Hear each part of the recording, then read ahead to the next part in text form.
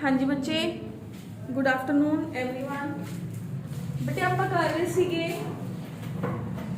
Locomotion and movement, जिदा अपना last topic रह गया बेटे disorders of locomotion and movement या disorders of your skeletal system and joints. ठीक है, डिसऑर्डर्स। तो बेटे डिसऑर्डर्स के अंदर फर्स्ट है, हाँ जी बच्चे, तो अपने को है disorders of skeletal system. Disorders of skeletal system.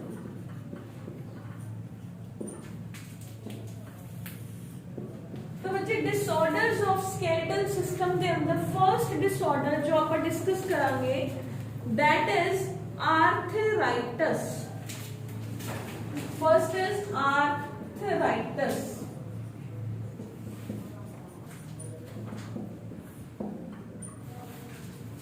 Ortho word का मतलब है जॉइंट, राइटिस का मतलब है इन्फ्लेमेशन। ठीक है, it's a very common kind of the problem in our region. Punjab के अंदर आर्थराइटिस है जी बहुत कॉमन प्रॉब्लम है। ठीक है, आर्थराइटिस है जिहड़ा बेटे इनको फर्दर 4 टाइप्स के अंदर डिवाइड करके स्टडी करते हैं। फर्स्ट होते हैं rheumatoid arthritis RA, which is again very common form of the arthritis in Punjab। ठीक है, सेकंड मैं का रीजन भी दसूंगी। सेकंड है गाउट। थर्ड है infectious arthritis, infectious arthritis. And fourth I have is the osteoarthritis, osteoarthritis। मैं first शुरू कराऊंगी गाउट तो, then we will move toward the RA, infectious, and last पे करांगे आप ऑस्टियोआर्थराइटिस। ठीक है, लंबा टॉपिक है पर इंटरेस्टिंग है।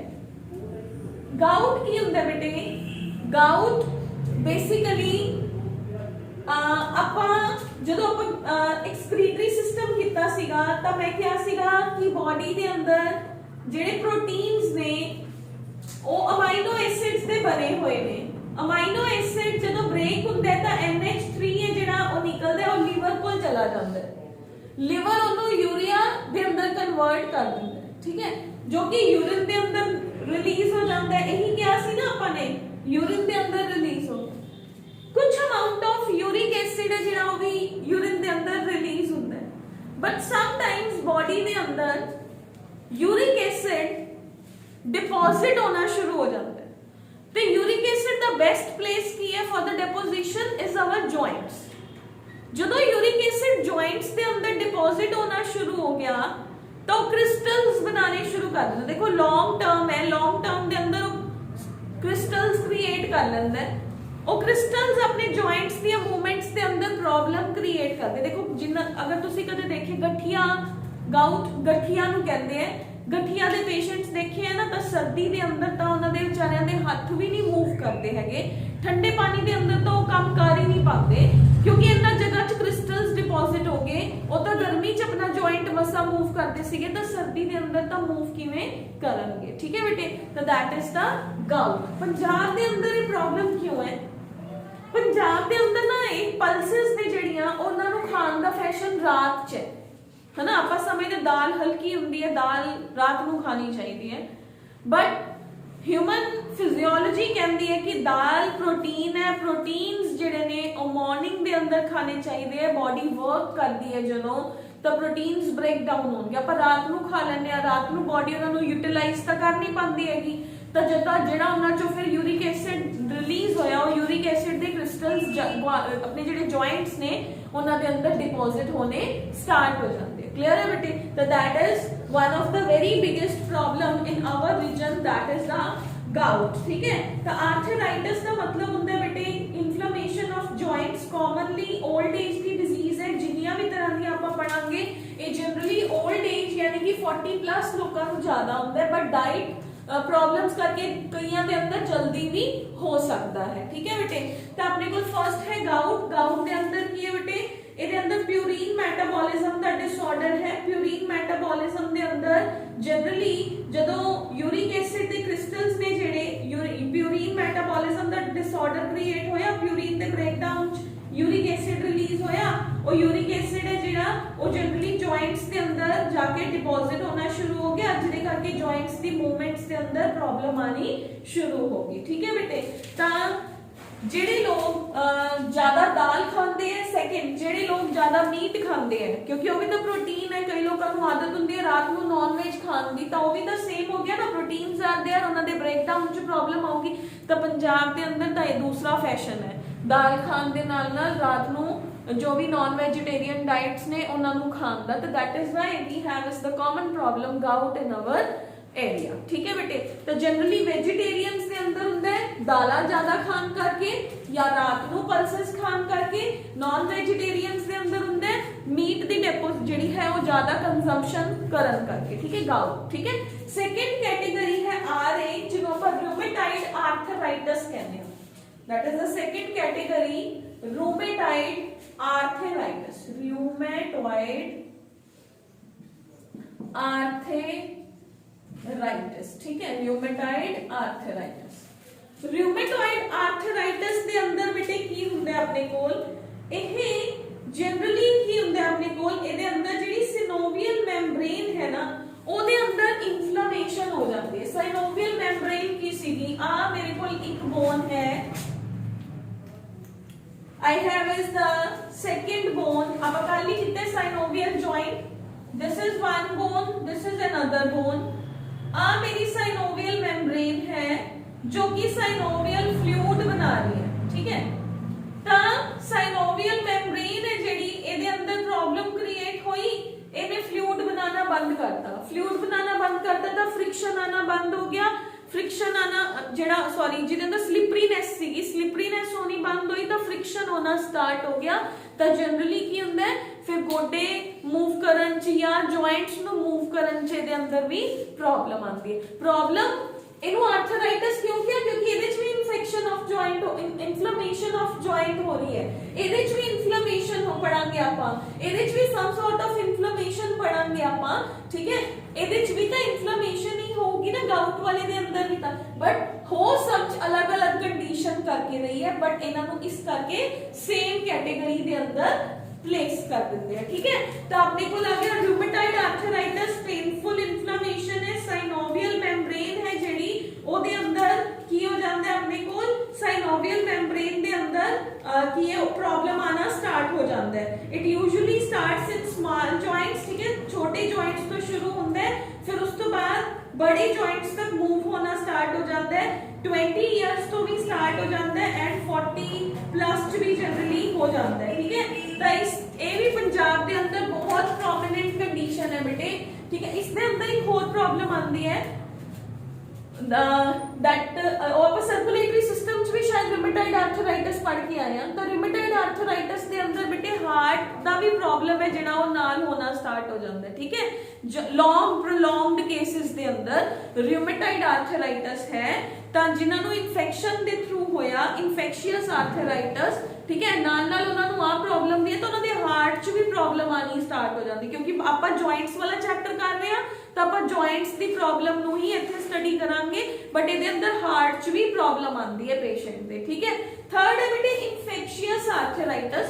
ਇਨਫੈਕਸ਼ੀਅਸ ਆਰਥਰਾਈਟਸ के अंदर बेटे कि कोई भी कई तरह के बैक्टीरिया वायरसेस ने वो बाहरों की थोड़ी बॉडी के अंदर गए, कुछ बैक्टीरिया वायरसेस मान लो बॉडी के अंदर ना तो लिवर ने उन्होंने स्पेस दिता, सपोज मैं एक एग्जांपल दे रही हूँ, स्टमक के अंदर मैं नहीं तेनू रहन दूंगा, मैं मेरा HCl तेनू किल कर दूंगा, लिवर ने भी अपनी प्रोटेक्शन दिखाती, उन्होंने छुपाते हुए कितने चले गए, जॉइंट्स के कोल चले गए, जॉइंट्स ने कुछ किया नहीं, उत्थे जाके उन्होंने अपनी पॉपुलेशन क्रिएट करना शुरू करता, वो पॉपुलेशन ने थोड़े जॉइंट्स नु इन्फ्लेम करता, मतलब सुजाता, that is called as infectious arthritis. ठीक है, इन्फेक्शियस आर्थराइटिस के अंदर अपने को की हो गया बेटे, in infectious arthritis we have is the infection of some kind of the bacteria and some kind of the viruses in our joints. ठीक है, infectious। next है बेटे osteoarthritis।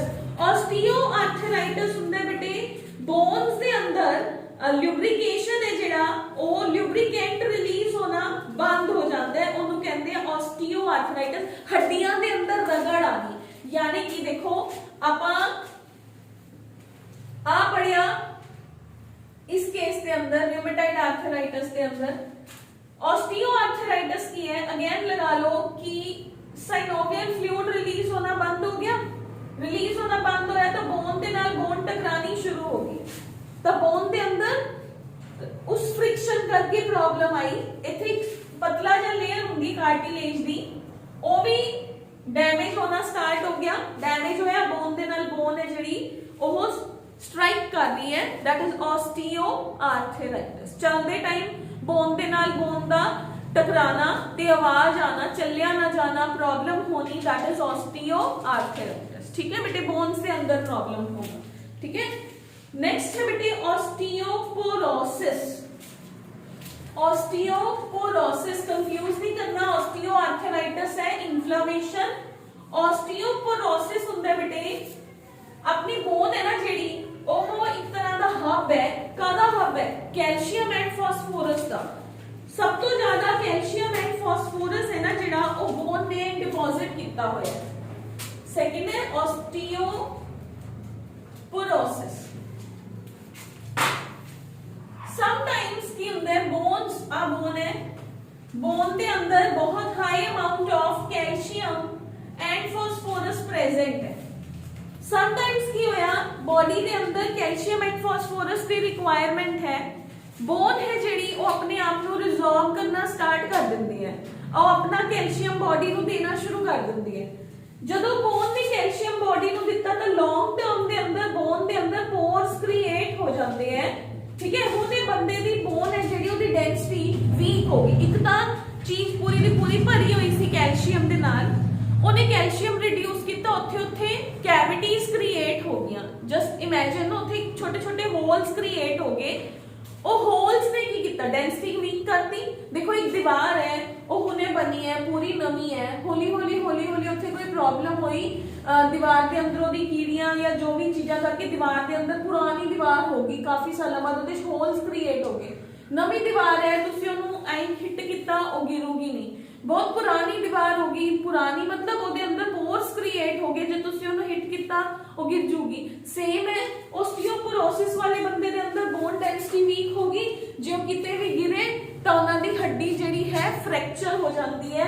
ਜਨਰਲੀ ਇਹ ਫੀਮੇਲਸ ਦੇ ਅੰਦਰ ਜ਼ਿਆਦਾ ਹੁੰਦਾ ਹੈ, ਕਿਉਂਕਿ ਫੀਮੇਲਸ ਦੇ ਅੰਦਰ ਬੇਟੇ ਕੀ ਹੁੰਦਾ ਹੈ, ਆਪਾਂ ਕਹਿ ਸਕਦੇ ਹਾਂ ਕਿ ਫੀਮੇਲਸ ਦੀ ਬੋਡੀ ਦੇ ਅੰਦਰ ਕੀ ਹੁੰਦਾ ਬੇਟੇ, ਇੱਕ ਤਾਂ ਦੁੱਧ ਦੀ ਕਮੀ ਲਗਾ ਲਓ। ਫੀਮੇਲਸ ਜਨਰਲੀ ਡਾਈਟ ਜਿਹੜੀ ਉਹਨਾਂ ਦੀ ਇੰਨੀ ਸਟਰੋਂਗ ਨਹੀਂ ਹੁੰਦੀ। ਇਸ ਤੋਂ ਬਾਅਦ ਆਪਣੇ ਕੋਲ ਕੀ ਹੋ ਜਾਂਦਾ ਹੈ, ਪਲੱਸ ਜਿਹੜੀਆਂ ਫੀਮੇਲਸ ਹੁੰਦੀਆਂ ਨੇ ਉਹਨਾਂ ਦੀ ਬੋਡੀ ਦੇ ਅੰਦਰ ਮੈਨੋਪੌਜ਼ ਹੋਣ ਕਰਕੇ ਇੱਕ ਆਪਾਂ ਇਹ ਕਹਿ ਸਕਦੇ ਕਿ ਕੈਲਸ਼ੀਅਮ ਨੂੰ ਕੰਟਰੋਲ ਕਰਨ ਲਈ ਫੀਮੇਲ ਦੀ ਬੋਡੀ ਦੇ ਅੰਦਰ ਕਈ ਸਾਰੇ ਟੈਸਟੋਸਟੀਰੋਨ ਮੇਲ ਦੀ ਬੋਡੀ ਦੇ ਅੰਦਰ ਹੁੰਦਾ ਹੈ, ਫੀਮੇਲ ਦੀ ਬੋਡੀ ਦੇ ਅੰਦਰ ਈਸਟ੍ਰੋਜਨ ਹੈ ਨਾ ਜਿਹੜਾ ਉਹ ਕੈਲਸ਼ੀਅਮ ਨੂੰ ਵੀ ਕੰਟਰੋਲ ਕਰਦਾ ਹੈ। ਇੱਥੇ ਇੰਨਾ ਯਾਦ ਰੱਖੋਗੇ। ਜਦੋਂ ਮੀਨੋਪੌਜ਼ ਹੋਇਆ ਈਸਟ੍ਰੋਜਨ ਬਣਨਾ ਬੰਦ ਹੋ ਗਿਆ, ਕੈਲਸ਼ੀਅਮ ਦੇ ਮੈਟਾਬੋਲਿਜ਼ਮ 'ਚ ਵੀ ਪ੍ਰੋਬਲਮ ਆਈ, ਤਾਂ ਫੀਮੇਲਸ ਦੇ ਅੰਦਰ ਇਹ ਪ੍ਰੋਬਲਮ ਹੈ ਜਿਹੜੀ ਉਹ ਜ਼ਿਆਦਾ ਹੁੰਦੀ ਹੈ। That is called as the osteoporosis. ਤਾਂ ऑस्टियोपोरोसिस ਕੀ ਹੋ ਗਿਆ ਬੇਟੇ, it is the reduction in the bone tissue mass causing the weakness of the skeletal strength। ठीक है, ਇਹ ਕਿਉਂ ਹੁੰਦਾ ਹੈ? ਕਿਉਂਕਿ ਬੋਨ ਚੋਂ ਕੈਲਸ਼ੀਅਮ ਤੇ ਫਾਸਫੋਰਸ ਹੈ ਜਿਹੜਾ ਉਹ ਰਿਜ਼ੋਰਵ ਹੋਣਾ ਸ਼ੁਰੂ ਹੋ ਜਾਂਦਾ ਹੈ ਤੇ ਬੋਨ ਹੈ ਜਿਹੜੀ ਉਹ ਫ੍ਰੈਕਚਰ ਵਾਲੀ ਕੰਡੀਸ਼ਨ ਦੇ ਅੰਦਰ ਚਲੀ ਜਾਂਦੀ ਹੈ। ਇਹ ਜਨਰਲੀ ਕਿੰਨਾ ਚ ਹੁੰਦਾ ਹੈ, ਪੋਸਟ ਮੀਨੋਪੌਜ਼ਲ ਵੂਮਨ ਦੇ ਅੰਦਰ ਐਂਡ ਐਲਡਰਲੀ ਮੈਨ ਦੇ ਅੰਦਰ। ਠੀਕ ਹੈ, ਜਿਹਦੇ ਕਰਕੇ ਆਪਾਂ ਇਹ ਕਹਿ ਸਕਦੇ ਹਾਂ ਕਿ ਇਸ ਤੋਂ ਇਲਾਵਾ এনवायरमेंटल ਫੈਕਟਰਸ ਹੁੰਦੇ ਨੇ, ਐਕਸਰਸਾਈਜ਼ ਨਾ ਕਰਨਾ, ਸਮੋਕਿੰਗ ਕਰਨਾ, ਇਹ ਵੀ ਫੈਕਟਰਸ ਨੇ ਜਿਨ੍ਹਾਂ ਕਰਕੇ ਮਿਡਲ ਏਜਡ ਪਰਸਨਸ ਦੇ ਅੰਦਰ ਵੀ ਇਹ ਪ੍ਰੋਬਲਮ ਆ ਸਕਦੀ ਹੈ। ਕਲੀਅਰ ਹੈ ਬੇਟੇ? ਤਾਂ ਇਹਦੇ ਸਿੰਪਟਮਸ ਕੀ ਨੇ? ਪੇਨ ਹੁੰਦੀ ਹੈ अपनी बैक के अंदर। ਇਹਦੀ प्रिवेंशन की है, पेशेंट ਨੂੰ ज्यादा तो ज्यादा ਜਿਹੜਾ कैल्शियम है ਉਹ खाना चाहिए है। ठीक है, ਤਾਂ ऑस्टियोपोरोसिस है बेटे ਇਹ पोस्ट मेनोपॉजल वुमेन ਦੇ ਅੰਦਰ ਜ਼ਿਆਦਾ ਹੁੰਦਾ। 40 ਸਾਲ ਤੋਂ ਬਾਅਦ ਹੱਡੀਆਂ ਦਾ ਬ੍ਰੇਕ ਹੋਣਾ, ਵੂਮਨ ਜਿੱਥੇ ਗਿਰੀ ਉੱਥੇ ਹੀ ਉਹਦੀ ਬੋਨ ਫ੍ਰੈਕਚਰ ਹੋਗੀ। ਤੁਸੀਂ ਜਨਰਲੀ ਬਜ਼ੁਰਗਾਂ ਨੂੰ ਸੁਣਿਆ ਹੋਣਾ, ਮੈਂ ਇੱਥੇ ਗਿਰ ਗਈ ਸੀ, ਮੈਂ ਉੱਥੇ ਗਿਰ ਗਈ ਸੀ, ਪਹਿਲਾਂ ਮੇਰੀ ਆਹ ਹੱਡੀ ਟੁੱਟ ਗਈ, ਹੁਣ ਮੇਰੀ ਇੱਧਰਲੀ ਹੱਡੀ ਟੁੱਟ ਗਈ, ਮੇਰੇ ਤੋਂ ਚੱਲਿਆ ਨਹੀਂ ਜਾਂਦਾ। That could be there. ਕਿਉਂ? ਕਿਉਂਕਿ ਈਸਟ੍ਰੋਜਨ ਹੈ ਜਿਹੜਾ ਉਹ ਕੈਲਸ਼ੀਅਮ ਨੂੰ ਵੀ ਤਾਂ ਕੰਟਰੋਲ ਕਰ ਰਿਹਾ ਸੀ, ਉਹ ਬੰਨਾ ਬੰਦ ਹੋ ਗਿਆ, ਐਗ ਨਹੀਂ बन रहा बॉडी के अंदर। उस तो इलावा लॉसेस ने ਜਿਹੜੇ ਕੈਲਸ਼ੀਅਮ ਦੇ ਉਹ ਹੋਈ ਜਾ ਰਹੇ ਨੇ ਬॉडी ਚੋਂ, ਤਾਂ ਬੋਨਸ ਦੀ ਸਟਰੈਂਥ, ਬੋਨਸ ਨੇ ਜਿਹੜੀਆਂ ਉਹ ਬॉडी ਨੂੰ ਕੈਲਸ਼ੀਅਮ ਦੇਣਗੀਆਂ ਹੀ ਦੇਣਗੀਆਂ ਨਾ, ਨਹੀਂ ਤਾਂ ਜੇ ਬॉडी ਦੇ ਅੰਦਰ ਕੈਲਸ਼ੀਅਮ ਬੋਨ ਨਹੀਂ ਦਊਗੀ ਤਾਂ ਤੁਹਾਡੀ ਮਸਲ ਕਿਵੇਂ ਕੰਟਰੈਕਟ ਕਰੂਗੀ। ਤੁਸੀਂ ਬਾਹਰੋਂ ਕੈਲਸ਼ੀਅਮ ਲੈ ਨਹੀਂ ਰਹੇ ਤਾਂ ਬੋਨ ਨੇ ਤਾਂ ਕੈਲਸ਼ੀਅਮ ਦੇਣਾ ਹੀ ਹੈ ਨਾ ਆਪਣੀਆਂ ਮਸਲਸ ਨੂੰ, ਉਹਦੇ ਨਾਲ ਹੀ ਤਾਂ ਮਸਲਸ ਪਈਆਂ ਨੇ। ਬੋਨ ਕਹਿੰਦੀ ਹੈ ਚੱਕ ਤੂੰ ਮਸਲ ਕੰਟਰੈਕਟ ਕਰਾ, ठीक है। बट हुन अगर मान लो वो कैल्शियम बोन देना बंद कर दे तो थोड़ी मसल कॉन्ट्रैक्ट नहीं करूगी, तुसी तो फिर भी पैरालाइज्ड हो जाओगे। समझ रहे हो ना गल को। तो अपने को की होया, अगर बोन नहीं दूंगी कैल्शियम तो कैल्शियम आना बंद, टीपीसी नु कैल्शियम मिलना बंद हो गया, मसल दी कॉन्ट्रैक्शन होनी बंद हो जाऊगी। ठीक है, तो दैट इज वाई बोन अपने आप नु खुरा लेंदी है पर बॉडी दे अंदर कॉन्ट्रैक्शन नु बंद नहीं होन दिंदी। क्लियर है बच्चे। The next we have is the next dislocation and slipped disc. Dislocation common जी प्रॉब्लम है। डिसलोकेशन हुंदा है बोन दा अपनी जगह तो खिसक जाना। डिसलोकेशन किसी भी कारण करके हो सकता है, तुसी गिरे, कोई एक्सीडेंट होया, तुसी ज्यादा वेट ਜਿਹੜਾ है ਉਹਨੂੰ ਹੋਲਡ ਕਰ ਲਿਆ। डिसलोकेशन जनरली ਤੁਸੀਂ ਸੁਣਿਆ ਹੋਣਾ ਹੈ ਲੋਕਾਂ ਨੂੰ ਕਹਿੰਦੇ ਹੋਏ ਮੇਰੀ ਡਿਸਕ ਹਿੱਲ ਗਈ, ਠੀਕ ਹੈ, ਮਨਕਾ ਹਿੱਲ ਗਿਆ।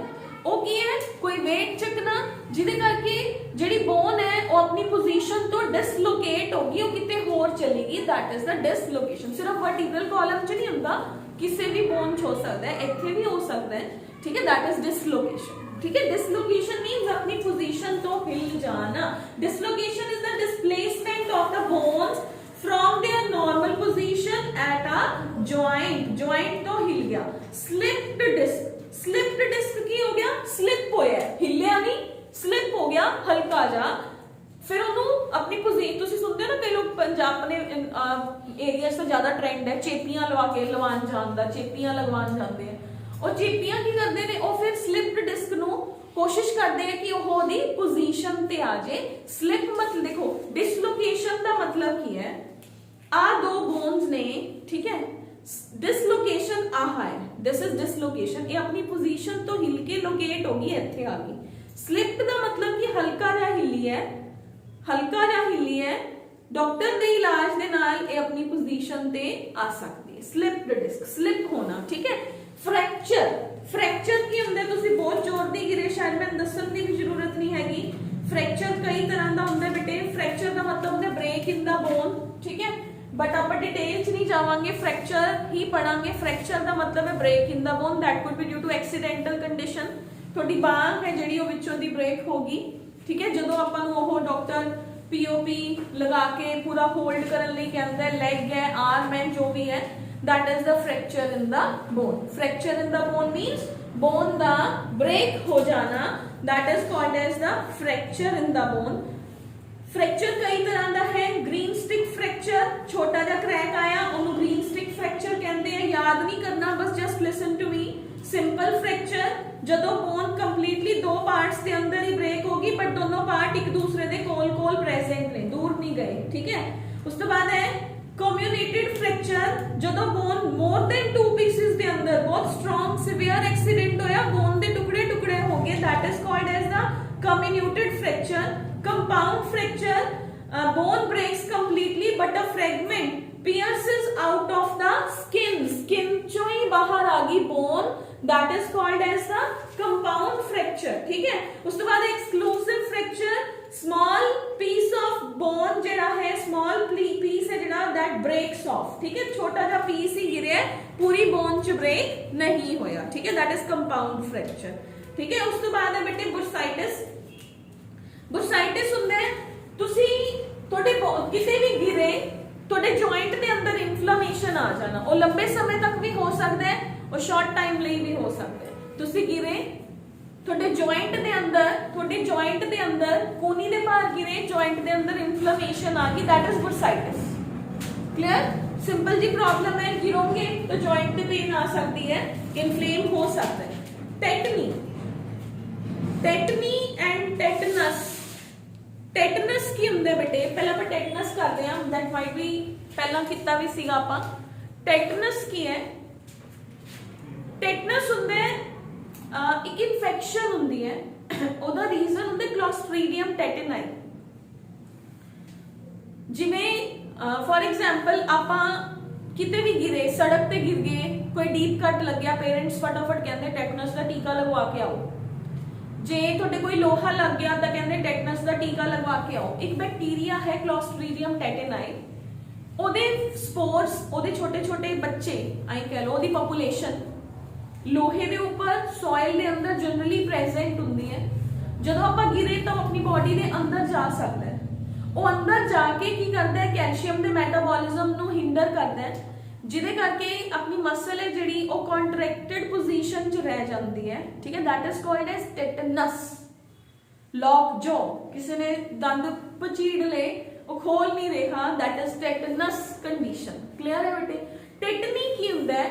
टेटनी कंडीशन दे अंदर मस्कुलर डिसऑर्डर है जिदे अंदर मसल दे अंदर घट कैल्शियम जान करके स्पाज्म हो रहे हैं। कैल्शियम जा रहा है बट मसल है जिहड़ी वो पेनफुल स्पाज्मिक कंडीशन च है, मतलब वो पूरी तरह मतलब कॉन्ट्रैक्शन रिलैक्स स्पाज्मिक की हुंदा, स्पाज्म आना, पेनफुल कंडीशन क्रिएट हो जाना, that is the tetani. Contraction relaxation हो रही है बट उन्नी अच्छे तरीके दे नाल नहीं हो रही जिन्नी पहले, जिवें पहले नॉर्मल कंडीशन च हुंदी है। इहदे अंदर देखो बेटे कैल्शियम नहीं आ रहा, कैल्शियम नहीं आ रहा मतलब सिग्नलिंग कमजोर होगी, सिग्नलिंग कमजोर होगी मतलब जदों कैल्शियम आया तो प्रॉब्लम सॉल्व होगी, नहीं आया तो प्रोलॉन्ग्ड कॉन्ट्रैक्शन चला गया, दैट इज द टेटनी। ठीक है, उस तो बाद आ जाओ बेटे myasthenia gravis and muscular dystrophy. पहले करते हैं मस्कुलर डिस्ट्रॉफी, फिर करांगे माइस्थीनिया ग्रेविस। मस्कुलर डिस्ट्रॉफी की हुंदा जेनेटिक डिसऑर्डर है, +2 च पूरी डिटेल्स पढ़ोगे बट हुण भी मैं थोनों नॉट लेस देन 12 करांगे, अच्छे तरीके नाल करांगे। मस्कुलर डिस्ट्रॉफी, मस्कुलर डिस्ट्रॉफी दे अंदर की हुंदा बेटे एक प्रोटीन हुंदा डिस्ट्रोफिन। मस्कुलर डिस्ट्रॉफी एदा प्रोटीन दे नाम तो एदा डिजीज का नाम है डिस्ट्रॉफी, डिस्ट्रोफिन। डिस्ट्रोफिन नाम का प्रोटीन है जो कि सार्कोलीमा मसल सेल दी मेम्ब्रेन दी फॉर्मेशन के अंदर हेल्प कर रहा सी। सार्कोलीमा दी फॉर्मेशन च डिस्ट्रोफिन हेल्प करता है। जेनेटिक डिसऑर्डर है, एक्स क्रोमोसोम दी शॉर्ट आर्म है जिहड़ी क्रोमोसोम दी स्ट्रक्चर हुंदी है बेटे, ऊपर वाला विंग, लोअर विंग, ऊपर वाला विंग शॉर्ट हुंदा है, इनू पी आर्म कहंदे हैं, लोअर विंग नू क्यू आर्म कहंदे हैं, दोनों जुड़े हुंदे सेंट्रोमियर से। ठीक है, ऊपर वाला विंग है जिहड़ा इहदे प्रॉब्लम आई जिन्हें डिस्ट्रोफिन बनाना बंद करता, और डिस्ट्रोफिन बनना बंद होया तो मसल सेल दी मेम्ब्रेन है जिहड़ी इहदी फॉर्मेशन च प्रॉब्लम आई। इहदी फॉर्मेशन मतलब ये वीक होनी स्टार्ट होगी, जे ये वीक होगी तो ये न्यूरोमस्कुलर जंक्शन सीगा जिहड़ा उथे जो भी सब्सटेंस रिलीज हो रहे हैं, एसिटाइलकोलिन रिलीज हो रहे न्यूरोट्रांसमीटर है, उन्होंने रिसीव नहीं करोगी। जे उन्होंने रिसीव नहीं करोगी then what will be there, the patient है जिहड़ा ओदे अंदर कैल्शियम है जिहड़ा वो रिलीज नहीं होगा, मसल है जिहड़ी वो अच्छी तरीके दे नाल कॉन्ट्रैक्ट नहीं करोगी, इहदे अंदर पेशेंट पैरालाइज्ड हो जाता है।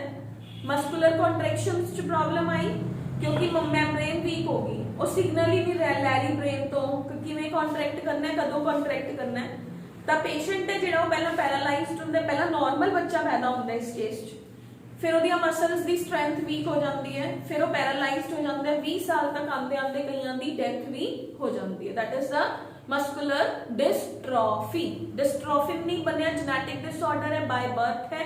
ठीक है, बच्चा अपने पहले ही लेके आंदा अपनी बॉडी के अंदर बिफोर बर्थ। ठीक है, बाय बर्थ मींस ओहदे अंदर पहला तो ही प्रेजेंट है, बाद च नहीं होया। ठीक है, नेक्स्ट है बेटे माइस्थीनिया ग्रेविस। माइस्थीनिया ग्रेविस के अंदर की है बेटे ऑटो इम्यून डिसऑर्डर है, न्यूरोमस्कुलर जंक्शन है जिहड़ा ओदी वीकनिंग हो जाती है। सेम इस तरीके का ही डिसऑर्डर है माइस्थीनिया ग्रेविस। माइस्थीनिया ग्रेविस के अंदर की हुंदा है, आहा न्यूरॉन है, ए मेरा नीचे मेम्ब्रेन है मसल सेल की, एसिटाइलकोलिन रिलीज होने की बजाय कुछ एबनॉर्मल सिग्नल अंदर ट्रांसफर नहीं हो रहा, ठीक है, ਤੇ ਆਪਣੀ ਮਸਲ ਹੈ ਜਿਹੜੀ ਉਹਦੀ ਕੰਟਰੈਕਸ਼ਨ ਪ੍ਰੋਪਰਲੀ ਨਹੀਂ ਹੋ ਪਾਊਗੀ। That is the neuromuscular junction ਦੇ ਅੰਦਰ ਪ੍ਰੋਬਲਮ ਆਣਾ, that is the autoimmune kind of the disorder, body अपने ऊपर ही अटैक कर रही है, ठीक है। That is it is a disorder which affects the neuromuscular junction leading to the fatigue and ultimately it leads to the paralysis of skeletal muscles, ठीक है बेटे।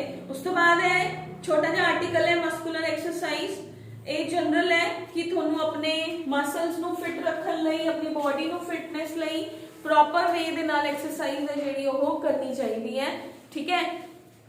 That is general article in your general knowledge, ठीक है। तो बाकी अपना chapter है ਜਿਹੜਾ locomotion and movement, that's all about your chapter.